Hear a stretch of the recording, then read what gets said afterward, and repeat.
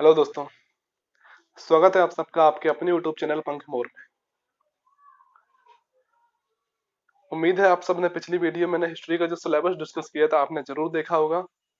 और आपको वीडियो कैसी लगी कमेंट्स में आप जरूर बताइएगा कि आपको वीडियो कैसी लगी। आज हम उसी हिस्ट्री के सिलेबस में हम पाषाण काल को पाषाण काल को आज हम डिस्कस करेंगे कि हमें किस तरीके से पाषाण काल को पढ़ना है।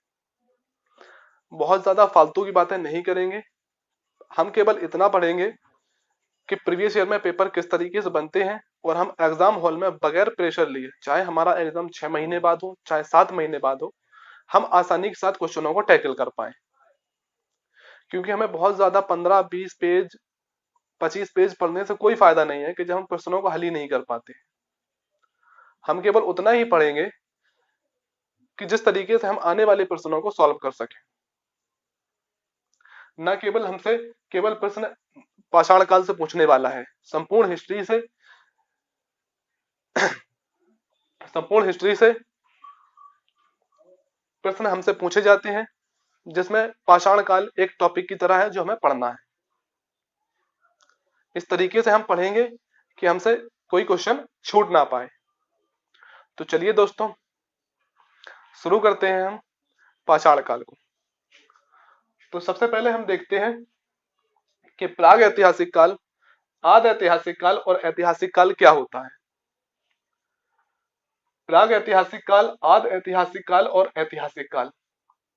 प्राग ऐतिहासिक काल ऐसा टाइम पीरियड रहा है, ऐसा काल रहा है जिसमें पुरातात्विक साक्ष्य तो मिले हैं लेकिन साहित्यिक साक्ष्य नहीं मिले हैं। उस साहित्यिक साक्ष्य जब मिले ही नहीं है तो उन्हें पढ़ा भी नहीं जा सकता। कैसे कि मानव द्वारा उपयोग किए जाने वाली वस्तुएं जब खुदाई के द्वारा इतिहासकारों को मिली तो उस आधार पर इतिहासकारों ने मानव के जीवन के बारे में जानकारी इकट्ठा की तथा हमें बताया। इस काल को हम प्राग ऐतिहासिक काल कहते हैं। प्राग ऐतिहासिक काल जिसमें पुरातात्विक साक्ष्य यानी खुदाई के द्वारा साक्ष्य मिले हैं तथा साहित्यिक साक्ष्य नहीं मिले हैं, यानी कि उस समय के मानव को लिपि का ज्ञान यानी कि लेखन का ज्ञान नहीं था। हम देखते हैं आद ऐतिहासिक काल। आद ऐतिहासिक काल ऐसा काल रहा है जिसमें पुरातात्विक साक्ष्य भी मिले हैं तथा साहित्यिक साक्ष्य भी मिले हैं, यानी कि इस काल के मानव को लेखन का ज्ञान था, लिपि का ज्ञान था, लेकिन इतिहासकार अभी तक उस लिपि को पढ़ नहीं पाए हैं। जैसे कि सिंधु घाटी सभ्यता। सिंधु घाटी सभ्यता एक आद ऐतिहासिक सभ्यता है जिसकी लिपि भाव चित्रात्मक लिपि है। जैसे कि उन लोगों के द्वारा, सिंधु घाटी सभ्यता के लोगों के द्वारा जो कुछ भी देखा गया उस आकृति का उन्होंने चित्र बना दिया, यानी कि अपने भावों को ही उन्होंने चित्रित कर दिया है।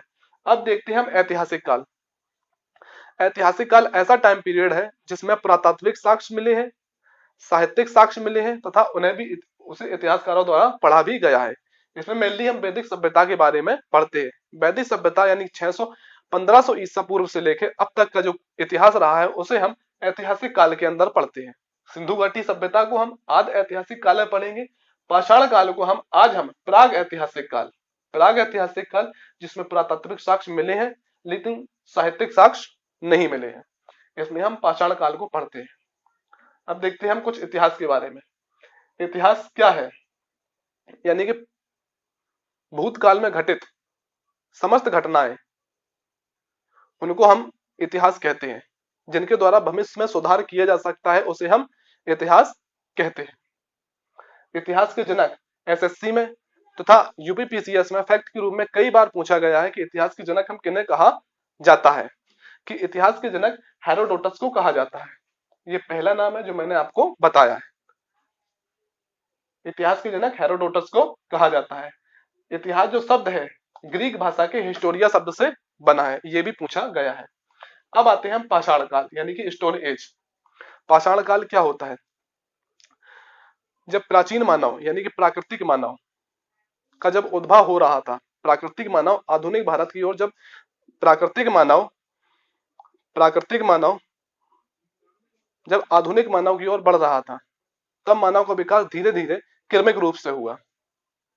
आपने पुस्तकों में पढ़ा होगा मानव का विकास एक जानवर के रूप में धीरे धीरे आधुनिक मानव की ओर पहुंचा है। मानव का उद्भव 2 करोड़ वर्ष पूर्व हुआ था तथा मानव धीरे धीरे अपनी आधुनिक मानव की अवस्था तक पहुंच पाया है।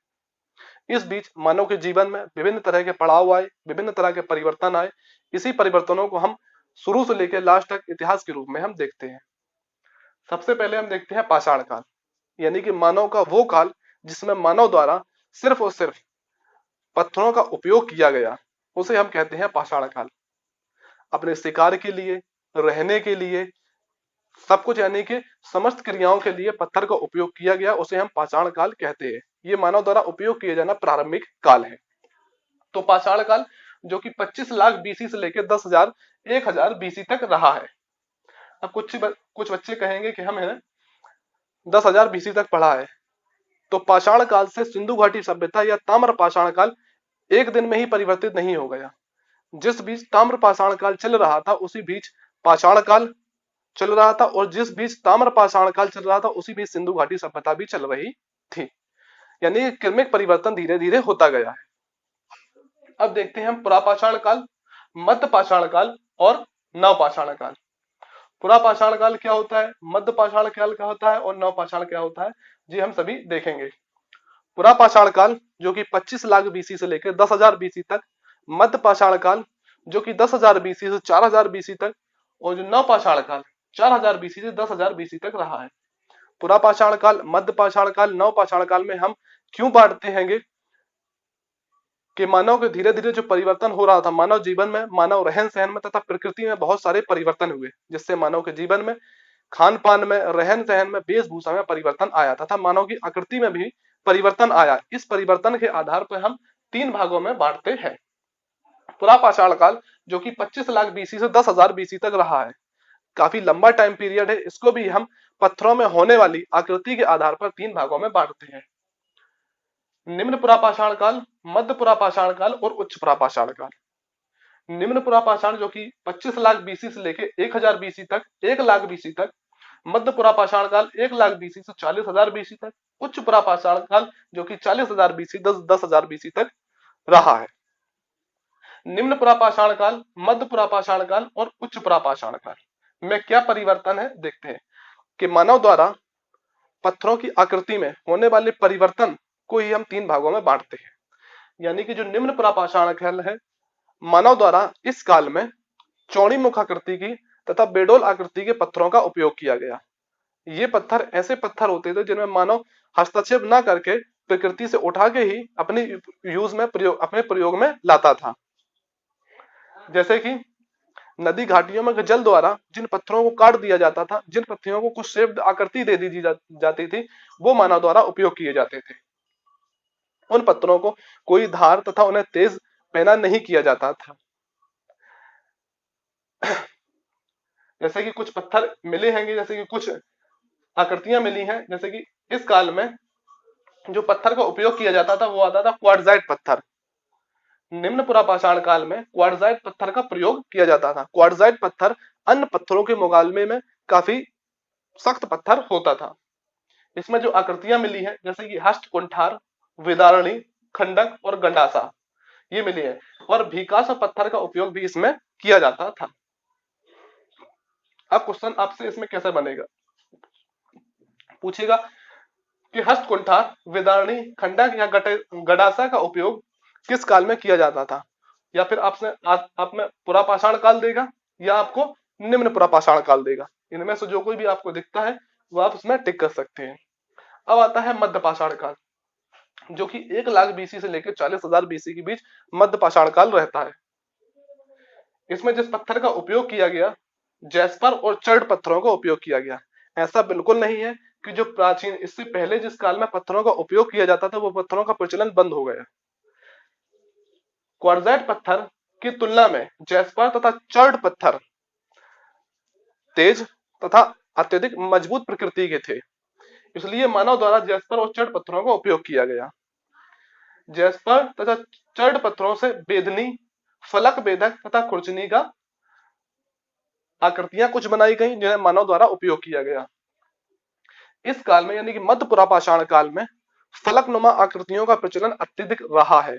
फलकनुमा आकृतियां जिनको किनारी काट के तीरनुमा आकृति में किनारियों पे तेज किया जाता था, उन्हें हम कहते हैं फलक आकृतियां। कि इस काल को एच डी संकलिया के द्वारा फलक संस्कृति नाम दिया गया, यानी कि फलक उपकरणों के आधार पर ही एच डी संकलिया ने फलक संस्कृति नाम दिया है। दूसरा नाम मैंने बताया आपको एच डी संकलिया। मध्य पाषाण काल में बेदनी, फलक भेदक तथा कुचनी का उपयोग किया गया है।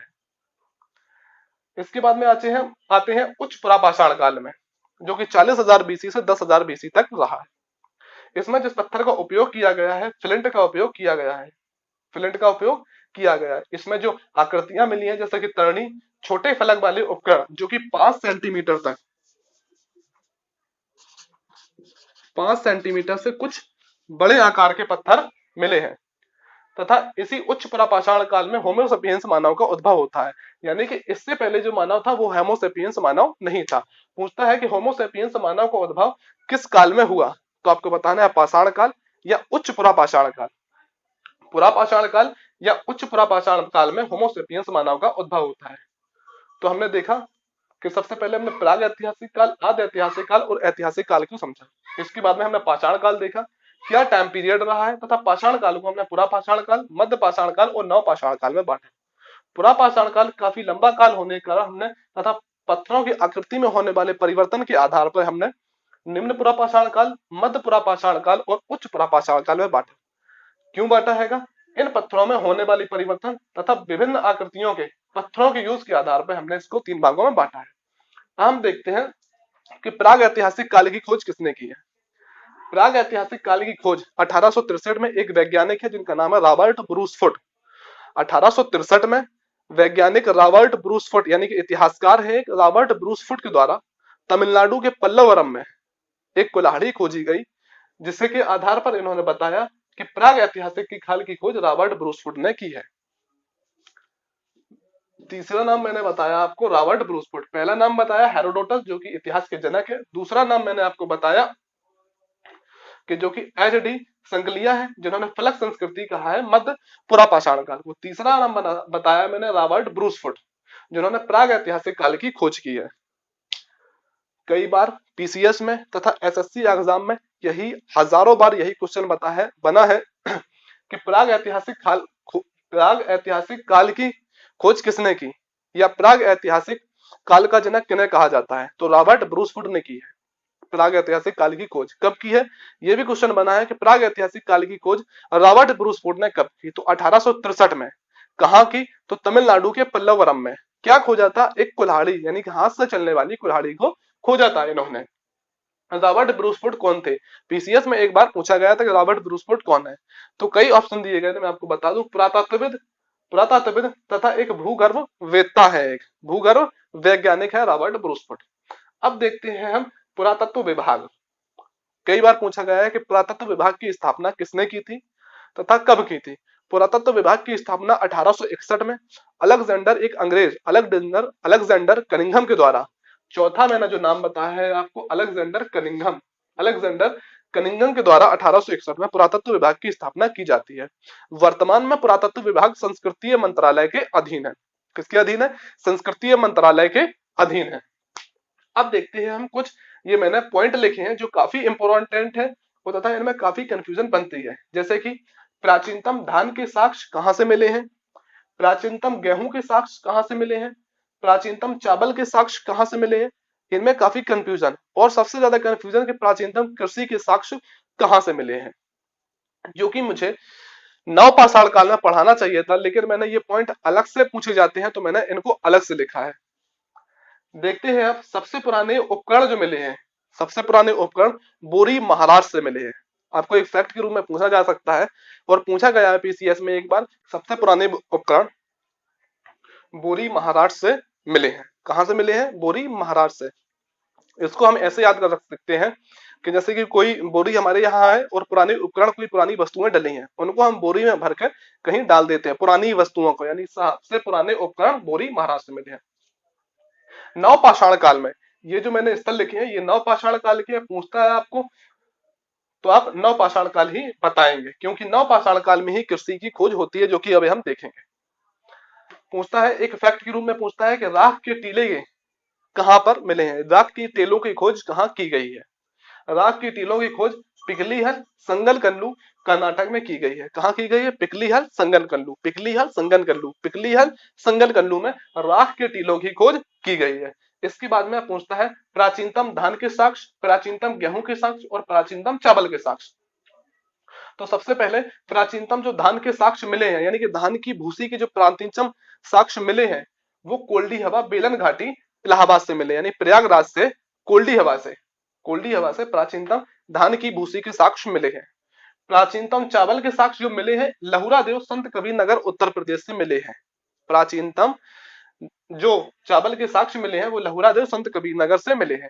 इसके बाद में प्राचीनतम जो गेहूं के साक्ष्य मिले हैं वो मेहरगढ़ यानी कि मेहरगढ़ या मेहरानगढ़ बलूचिस्तान पाकिस्तान से मिले हैं, जो कि मेहरगढ़ बलूचिस्तान से मिले हैं गेहूं के साथ। अब पूछता है कि प्राचीनतम कृषि के साक्ष्य कहां से मिले हैं। जो पहले पीसीएस में क्वेश्चन पूछा जाता था वो पूछा जाता है कि प्राचीनतम कृषि के साक्ष्य कहां से मिले हैं, तो मेहरगढ़ पाकिस्तान से मिले हैं। लेकिन अब जो नवीन खोज हुई है इसमें 7500 से 8000 साल पुराने कृषि के साक्ष्य मिले थे, जो कि गेहूं के मिले थे। कहां से? मेहरगढ़ बलूचिस्तान पाकिस्तान से मिले थे। लेकिन उत्तर प्रदेश की बेलन घाटी कोल्डी हवा में प्राचीनतम धान की भूसी के साक्ष्य मिले हैं। कहां से मिले हैं? कोल्डी हवा बेलन घाटी से मिले हैं, जो कि धान की भूसी के साक्ष्य मिले हैं, जो कि 9000 वर्ष पुराने बताए जाते हैं। अगर अब क्वेश्चन बनता है कि प्राचीनतम कृषि के साक्ष्य कहां से मिले हैं, तो कहां से मिले हैं? कोल्डी हवा बेलन घाटी से मिलती है। अगर कोल्डी हवा बेलन घाटी ऑप्शन में नहीं देता है तब आप मेहरगढ़ पाकिस्तान करेंगे। अब देखते हैं हम मेहरगढ़, जहां से कृषि के यानी कि गेहूं के साक्ष्य मिले हैं। मेहरगढ़ से पाषाण काल से लेकर हड़प्पा सभ्यता तक के साक्ष्य मिले हैं। मेहरगढ़ जो पाकिस्तान में एक जगह है जहां से यानी कि पाषाण काल से लेकर हड़प्पा सभ्यता तक मानव जीवन का उद्भव वहां पर रहा है और उसके साक्ष्य मिले हैं। इसके बाद में चिरांद एक बिहार में जगह है जहां से प्रचुर मात्रा में हड्डी के उपकरण तथा हिरण के सींग मिले हैं। बीपीएससी में कई बार हजारों बार पूछा गया है कि प्रचुर मात्रा में हड्डी के उपकरण कहां से मिले हैं, तो प्रचुर मात्रा में हड्डी के उपकरण चिरंद बिहार से मिले हैं और हिरण के सींग के उपकरण भी कहां से मिले हैं? चिरंद से मिले हैं। हेलो दोस्तों, स्वागत है आप सबका आपके अपने यूट्यूब चैनल पंख मोर में। कल दोस्तों जब हम पाषाण काल को डिस्कस कर रहे थे तो बीच में लाइट चली गई थी, इस वजह से वीडियो पूरा नहीं बन पाया था।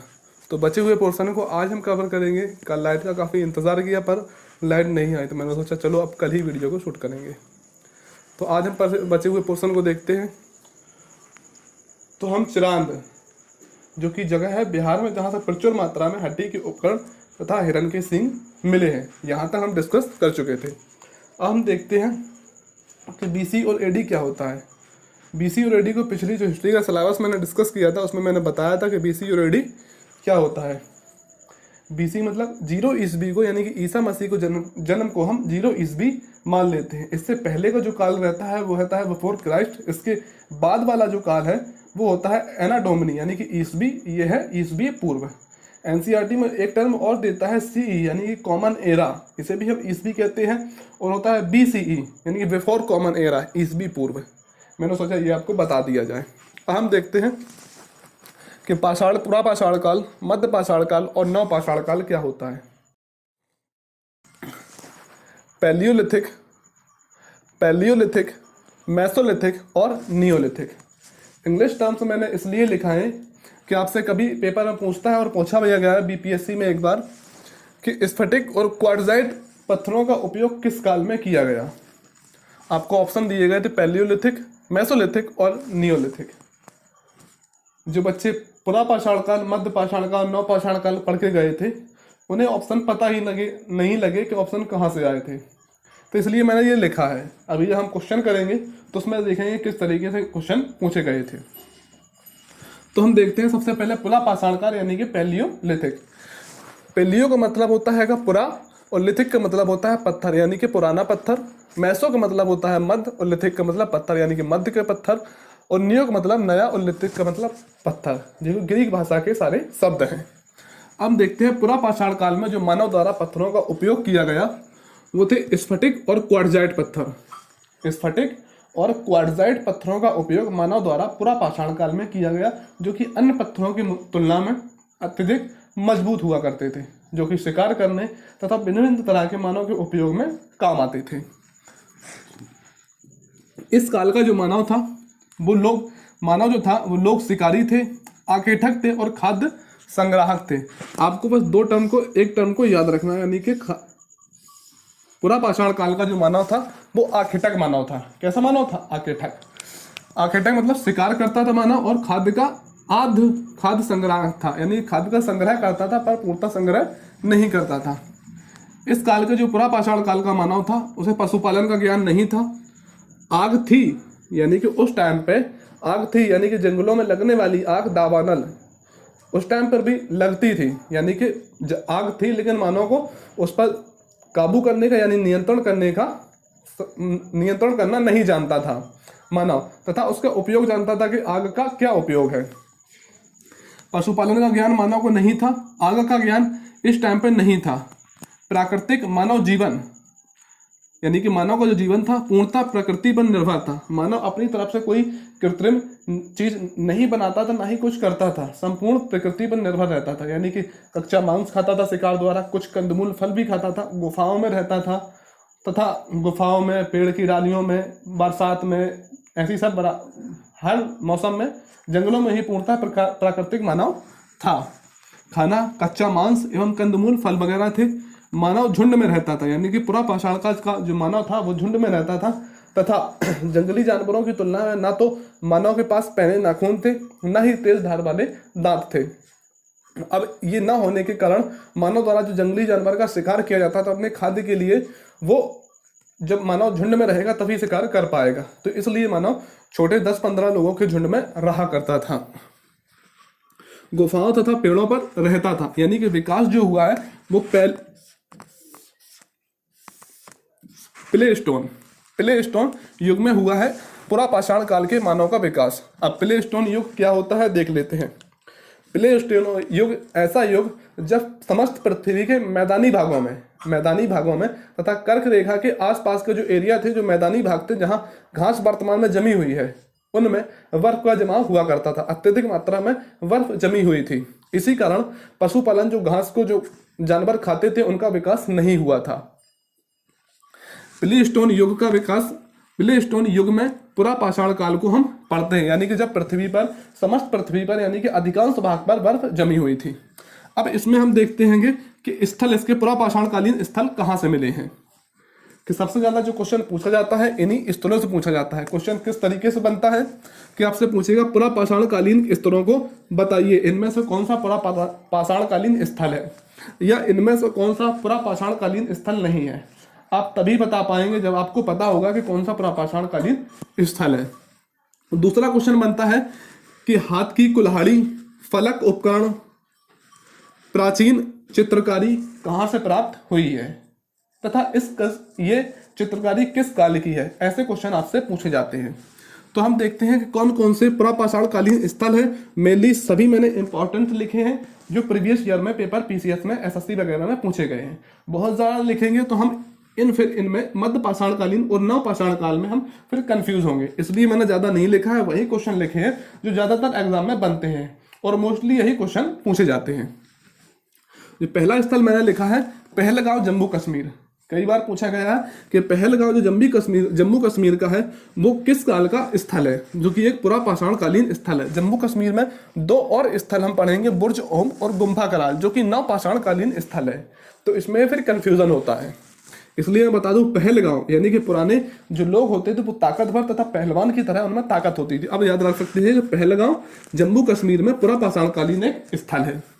अतिरम पक्कम यानी कि अतिरम पक्कम तमिलनाडु, एक जगह है अतिरम पक्कम जो तमिलनाडु में, वहां से हाथ की कुल्हाड़ी तथा फलक उपकरण प्राप्त हुए हैं।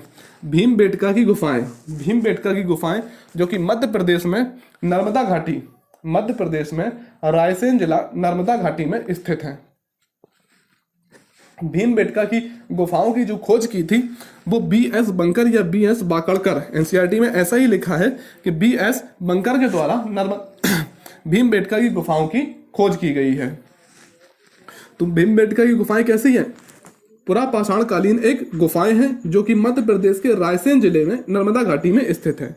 भीमबेटका की गुफाओं को यूनेस्को में 2003 में शामिल किया गया था। बीएस बंकर के द्वारा इसकी खोज की गई है। अब तक मैं आपको नाम बता चुका हूं। जो पहला नाम मैंने बताया था हेरोडोटस, जिन्हें इतिहास का जनक कहा जाता है। दूसरा नाम मैंने आपको बताया था एच.डी. सांकलिया, जिन्होंने फलक संस्कृति की खोज की थी। तीसरा नाम मैंने आपको बताया है रॉबर्ट ब्रूसफुट, जिन्हें प्राग ऐतिहासिक काल का जनक कहा जाता है। और जो मैंने फिर आपको जो चौथा नाम मैंने बताया है बीएस बंकर। आप इसे कैसे याद रख सकते हैं कि भीमबेटका की जो गुफाएं हैं एक बंकर के समान है। हम बंकर में क्या करते हैं, विभिन्न तरह का बहुत सा सामान रख सकते हैं, और भीमबेटका की गुफाएं जो है मानव को एक तरह के आवास का काम करती थी। भीमबेटका की गुफाओं में गुफा चित्रकारी के प्राचीनतम साक्ष्य मिले हैं। तीनों कालों के चित्र मिले हैं। भीमबेटका की गुफाओं में प्राचीनतम चित्रकारी के साक्ष्य प्राप्त हुए हैं, यानी कि पुरापाषाण कालीन जो सबसे पहले चित्रकारी प्राप्त की गई है कहीं, तो वो भीमबेटका की गुफाओं में प्राप्त की गई है। और भीमबेटका की गुफाओं में ही तीनों कालों, पुरापाषाण काल, मध्य पाषाण काल और नवपाषाण काल, तीनों कालों की चित्रकारी भी प्राप्त हुई है। एक स्थल है हथनौरा, जो कि नर्मदा घाटी मध्य प्रदेश में स्थित है। हथनौरा, यहां से मानव खोपड़ी तथा कंकाल के प्राचीनतम साक्ष्य यानी पहला साक्ष्य प्राप्त हुआ था। हथनौरा जो कि नर्मदा घाटी मध्य प्रदेश में स्थित है, मानव खोपड़ी तथा कंकाल का पहला साक्ष्य प्राप्त हुआ है। अब एक जगह है जो कि हमें पुरापाषाण काल में पढ़नी है, मिर्जापुर, जो कि मिर्जापुर उत्तर प्रदेश में है। यहाँ से तीनों कालों के औजार प्राप्त हुए हैं।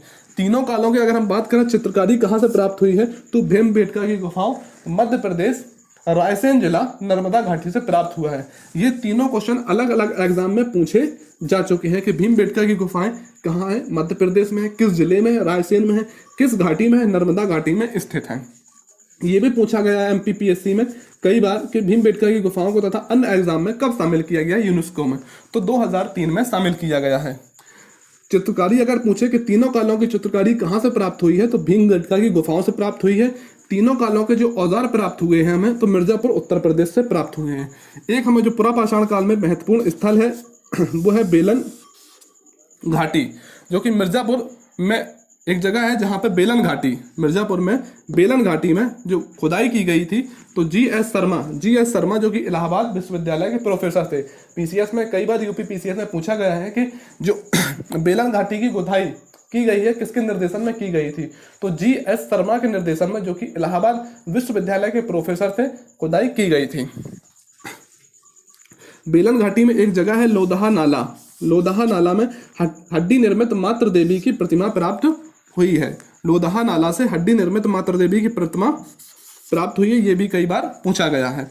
एक जगह है सोहन घाटी।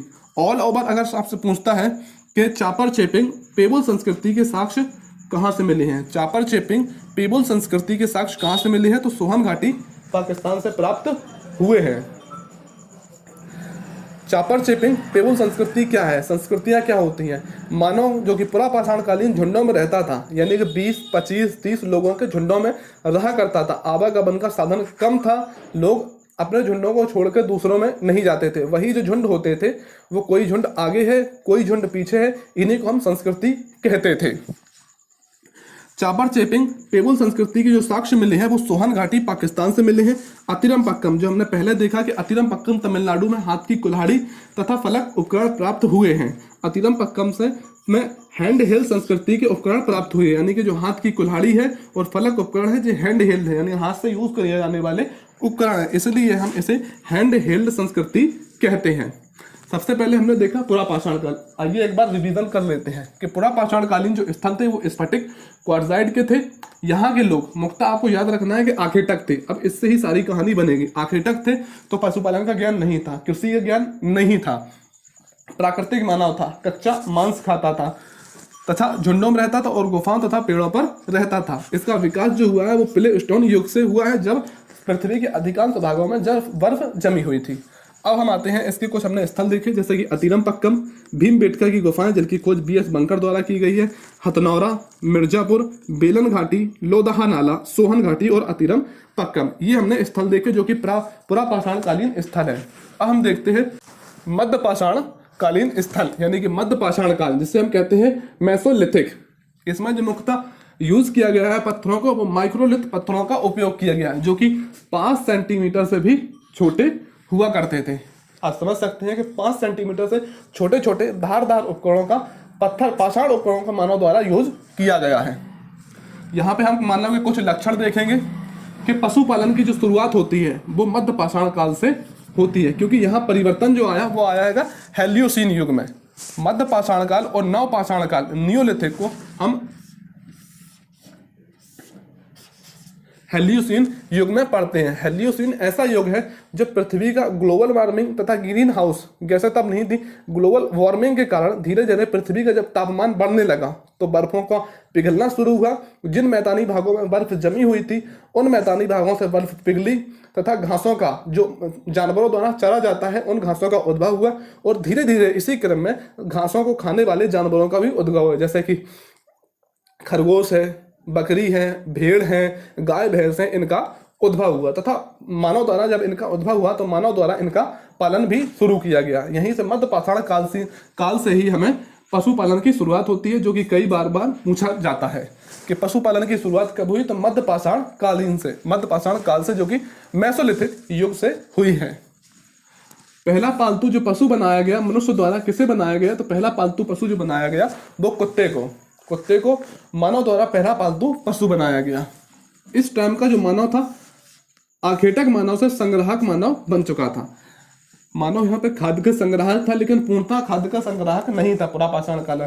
मध्य पाषाण काल आते आते मानव पूर्णतः खाद्य का संग्रह करने लगता है तथा कुछ हद तक स्थायी जीवन की शुरुआत भी होने लगती है, क्योंकि जब मानव पशुपालन करता है तो पशुओं को कोई स्थायी निवास की आवश्यकता होती है। इसी तरह मानव द्वारा आयताकार तथा गोल आकार की झोपड़ियों का उपयोग किया जाना शुरू होता है।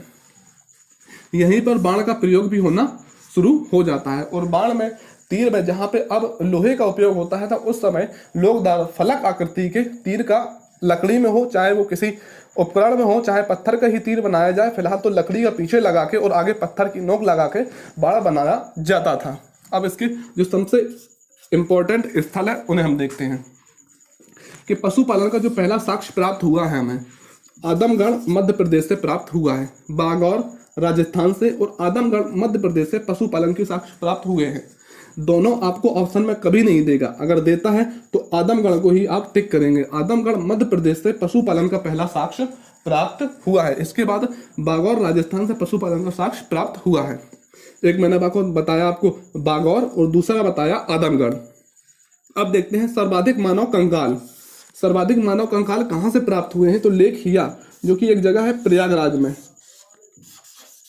पीसीएस में, यूपी पीसीएस में कई बार पूछा गया है कि सर्वाधिक मानव कंकाल कहाँ से पूछे गए हैं तथा लेक हिया कैसा काल का स्थल है। लेक हिया प्रयागराज में एक मध्य पाषाण कालीन स्थल है।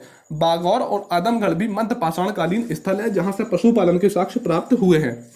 एक जगह है चौपानी मांडो, जो कि प्रयागराज में। ये सभी बेलन घाटी, यानी कि जहाँ पे हमने बेलन घाटी मिर्जापुर में पढ़ा था, जिसकी खुदाई जीएस शर्मा के निर्देशन में की गई थी, बेलन घाटी के आसपास के ही स्थल है, जो कि बिंद पर्वतमाला के उत्तर में स्थित है। चौपानी मांडो प्रयागराज से मृदभांड यानी कि प्राचीनतम मृदभांड के जो साक्ष्य मिले हैं वो चौपानी मांडो से प्राप्त हुए हैं। एक स्थल है लंगनाज गुजरात, जहां से 14 मानव कंकाल एक ही कब्र में एक साथ प्राप्त हुए हैं। यानी कि 14 मानव कंकालों को, 14 मानवों को एक साथ कब्र में दफनाया गया था। अब इसका क्या कारण रहा था, क्या रीजन रहा था, वो उस समय के मानव ही जानते हैं। लंगनाज से पूछा गया कि 14 मानव कंकाल एक साथ कहाँ मिले हैं, तो एक साथ लंगनाज में मिले हैं। अब इसके स्थल देख देते हैं जी, काफी इंपॉर्टेंट है, पीसीएस में कई बार पूछा गया। प्रतापगढ़ मतलब, प्रतापगढ़ उत्तर प्रदेश मतलब आपको रट लेना है कि ये मध्य पाषाण कालीन स्थल है। प्रतापगढ़ कैसा स्थल है, मध्य पाषाण कालीन स्थल है। अब इसमें जगह है सराय नाहर, मौदहा और दमदमा। नाहर राय, सराय नाहर राय, मौदहा और दमदमा। सराय नाहर राय, मौदहा और दमदमा 3 स्थल है जो प्रतापगढ़ में है, जो कि कैसे है, मध्य पाषाण कालीन स्थल है।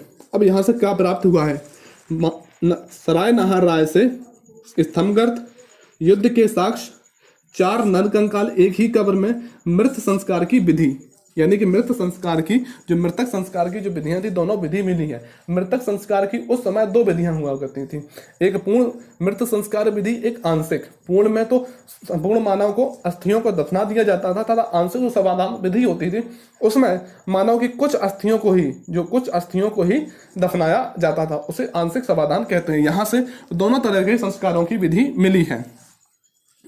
और मध्य पाषाण काल से ही अस्थि पंजर मिलना शुरू होते हैं। मध्य पाषाण काल से ही अस्थि पंजर मिलना शुरू होते हैं। अब हम देखते हैं प्रतापगढ़, ये स्थल है, यानी कि मृग सिंह छल्ले मिले हैं, हड्डियों के छल्ले मिले, स्त्री पुरुष युगल समाधान मिला है, 3 नरकंकाल, 5 युगल समाधान और 41 मानव समाधान प्राप्त हुए हैं। अब हम इसे याद कैसे रखेंगे देखते हैं कि प्रताप से अब क्या याद आता है आपको?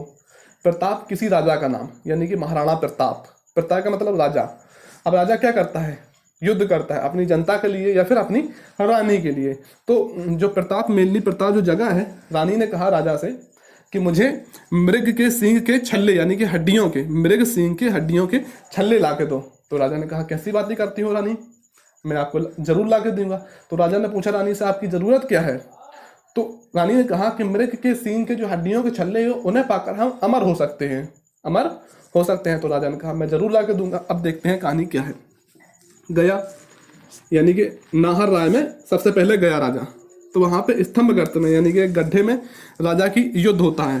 राजा से क्या होता है? यानी कि लेने गया था, तो किसी दूसरे व्यक्ति के पास थे, उससे लेना गया तो युद्ध होता है। युद्ध में 4 लोगों को राजा हरा देता है, यानी मार देता है। तो एक कब्र में 4 लोगों के नरकंकाल प्राप्त हुए हैं। यहाँ से मृतक संस्कार की विधियां मिली हैं, दोनों विधियां मिली हैं, यानी कि 2 लोगों को अलग अलग तरीके से दफनाया गया था। 4 नरकंकाल पर 4 लोगों को राजा मार देता है और मृतक संस्कार की विधि मिली है। अब आता है राजा मौदहा में चूंकि रानी ने मृग सिंह के हड्डी के छल्ले मंगाए थे, अब उसे हड्डी के छल्ले, इनको मार के हड्डी के छल्ले ले आता है, मृग सिंह के हड्डी के छल्ले मौदहा में ले आता है। अब रानी को देता है कि रानी से कहता है मैं ले आया हूं। तो रानी कहती है ले आया आप, अब तो हम अमर हो गए। तो स्त्री पुरुष युगल समाधान, यानी कि राजा और रानी के दोनों के युगल समाधान मिले हैं। दोस्तों ये ट्रिक सिर्फ याद करने के लिए बनाई है। स्त्री पुरुष के युगल समाधान मिले हैं कहाँ से? मौदहा से। इसके बाद अब दमदमा, उनका युगल समाधान, उनका काम हो चुका है। अब दमदमा से 3 नरकंकाल तथा 5 युगल समाधान प्राप्त हुए हैं। 3 नरकंकाल, 5 युगल समाधान तथा 41 मानव समाधान प्राप्त हुए हैं। कुछ आप याद भी रख सकते हैं। दमदमा से क्या प्राप्त हुआ है? 3 नरकंकाल, 5 युगल समाधान तथा 41 मानव समाधान प्राप्त हुए हैं। दोस्तों ये मैं आपको इसलिए याद करा रहा हूँ, पीसीएस में कई बार पूछा गया है कि मृग सिंह के छल्ले, हड्डियों के छल्ले, स्त्री पुरुष युगल समाधान पीसीएस में कई बार पूछा जाता है, ये कहाँ से प्राप्त हुए हैं। फिर जब आप पढ़ भी लेते हैं और क्वेश्चन नहीं बनता है तो फिर पढ़े का कोई फायदा नहीं। मैं चाहता हूं कि आप जितना पढ़ें क्वेश्चन आपसे जरूर से जरूर बन पाए पेपर में। बगैर प्रेशर लिए मैं आपको 2 घंटे का लेक्चर दे दूं, पूरी कहानी सुना दूंगा आपको, फिर आपसे क्वेश्चन ना बने। मेरी कोई कहानी सुनने का ना आपका कोई फायदा नहीं है। इससे बेहतर है मैं आपको उतना ही पढ़ा रहा हूं आपके, ताकि पेपर में क्वेश्चन आए तो आप क्वेश्चन को सही करके आए, नहीं आता है तो आप छोड़ के आए, कंफ्यूजन में ना रहे और कंफ्यूजन में आप गलत करके ना आए। उससे होता क्या है कि 1/3 आप नेगेटिव मार्क देकर चला जाते हैं, उससे ज्यादा दुख होता है। चलिए हम पुरा पाषाण काल और मध्य पाषाण काल, यानी कि पैलियोलिथिक और मेसोलिथिक को हम देख चुके हैं। अब आते हैं हम नवपाषाण काल, यानी कि नियोलिथिक। नियोलिथिक में जो पत्थरों का उपयोग किया गया है वो स्लेट पत्थरों का उपयोग किया गया है। कौन से पत्थरों का? स्लेट पत्थरों का उपयोग किया गया है। और इस काल का जो मानव था, मानव उत्पादक मानव बन चुका था। इसी शब्द में सारी कहानी है। जो पुरा पाषाण कालीन मानव था आखेटक मानव था, मध्य पाषाण कालीन मानव था संग्राहक मानव था, और नवपाषाण कालीन जो मानव था वो उत्पादक मानव बन चुका था। उत्पादक मानव ऐसा मानव नवपाषाण काल आते आते, चूंकि जो मध्य पाषाण काल है, पुरा पाषाण काल और नवपाषाण काल में एक संक्रमण का काल रहा है, और नवपाषाण काल में ही मानव जीवन में अत्यधिक परिवर्तन आया है। नवपाषाण काल में ही मानव जीवन में अत्यधिक परिवर्तन आया है।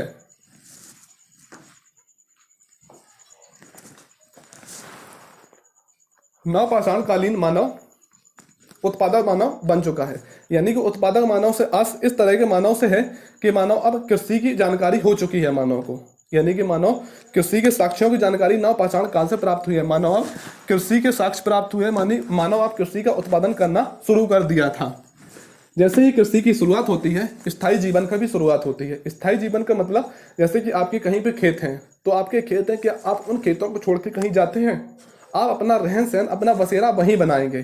तो आदि मानव द्वारा गोल आकृति तथा आयताकार आकृति के घरों का निर्माण यानी कि झोपड़ियां बनाई गई उस टाइम पे, यानी कि स्थायी जीवन की शुरुआत होती है। आग के उपयोग की जानकारी होती है, यानी कि आग जो थी वो पुरापाषाण काल में भी थी, लेकिन मानव को उपयोग की जानकारी, यानी कि पत्थर से पत्थर टकराया होगा, चिंगारी लिख ली होगी, मानव से सीखा होगा किस तरीके से आग जलती है, इस तरह आग की शुरुआत होती है। यानी कि आग की जो उपयोग की जानकारी नवपाषाण कालीन में होती है। नवपाषाण काल में ही पहिए का आविष्कार होता है। जैसे ही पहिए का आविष्कार होता है, पहिए के आविष्कार होने से कुंभकारी का, यानी कुंभकारी घड़े मृदभांड बनना शुरू हो जाते हैं। चाक द्वारा मृदभांडों का आविष्कार हो जाता है। स्त्री पुरुष का जो श्रम विभाजन होना शुरू हो जाता है यहीं से, यानी कि मानव को कुंभकारी का ज्ञान होता है, श्रम विभाजन होता है। श्रम विभाजन से आज से इस तरीके से है कि स्त्रियां समस्त घर का काम देखेंगे तथा पुरुष बाहर का काम देखेंगे।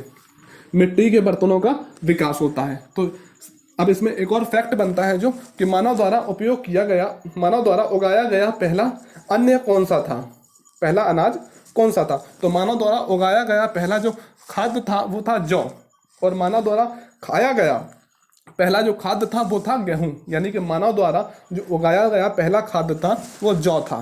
कौन सा था? जौ। और खाया गया गेहूं था। अब हम देखते हैं इसके स्थल। नवपाषाण काल में ही हमें केवल 2 स्थल पढ़ने हैं। एक स्थल है जो जम्मू कश्मीर का बुर्जहोम है, दूसरा स्थल है गुम्फा कराल। इसमें मेनली 2-3 फैक्ट हैं, जैसे कि लोग गड्ढों में रहते थे। बुर्जहोम में लोग गड्ढों में रहते थे। कुत्ते को मालिक के साथ दफनाने का जो साक्ष्य मिला है वो बुर्जहोम से ही प्राप्त हुआ है। काफी इंपॉर्टेंट और कई बार पूछा गया है। 2 ही फैक्ट है इसमें, बुर्जहोम में 2 फैक्ट है, यानी कि लोग गड्ढों में रहते थे और कुत्ते को मालिक के साथ दफनाया गया है, वो बुर्जहोम में दफनाया गया है। क्वेश्चन कैसे बनेगा कि बुर्जहोम या गुम्फा कराल किस तरह के स्थल है? तो नवपाषाणकालीन स्थल है। यानी गड्ढों में लोग कहाँ पे रहते थे? तो बुर्जहोम में रहते थे।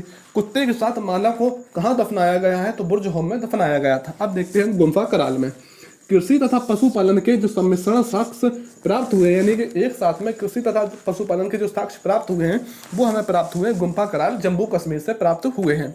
इसके बाद में हड्डी के जो औजार प्राप्त हुए हैं, हड्डी के औजार हैं, मृदभांड है, सिलबट्टा है, ये हमें गुम्फा कराल जम्मू कश्मीर से प्राप्त हुए हैं। हड्डी से निर्मित सुई भी हमें गुम्फा कराल से प्राप्त हुई है। पहला हथियार जो मानव द्वारा उपयोग किया गया वो था कुल्हाड़ी। पहला हथियार जो मानव द्वारा उपयोग किया गया वो हाथ की कुल्हाड़ी थी। यानी कि महाराष्ट्र में मृतक को उत्तर से दक्षिण दफनाया जाता था। एक भी मैंने फैक्ट लिख दिया है, पूछा गया था एक बार, इसलिए कि महाराष्ट्र में मृतक को उत्तर तथा, यानी कि जो मेनली दफनाने की विधि होती है वो पूरा पश्चिम होती है, लेकिन महाराष्ट्र में घर के अंदर मृतक को उत्तर से दक्षिण दफनाया गया था। हमने पुरापाषाण काल, मध्य पाषाण काल, नवपाषाण काल देखा। मैं आपको रिवाइज इसलिए नहीं करा हूँ, काफ़ी वीडियो लंबा हो जाएगा। अब हमें क्वेश्चन को और करना है। नवपाषाण काल में यानी कि ये देख लेते हैं कि पुरापाषाण काल का जो मानव था आखेटक था, यानी कि शिकारी था। मध्य पाषाण काल का मानव यानी कि मेसोलिथिक का वो मानव जो था वो संग्राहक मानव बन चुका था, और नवपाषाण काल नियोलिथिक का जो मानव था वो उत्पादक मानव बन चुका था। इससे ही सारी कहानी है और ये स्थल मैंने लिखे हैं, किस तरीके से क्वेश्चन बनते हैं मैंने सब बताया है।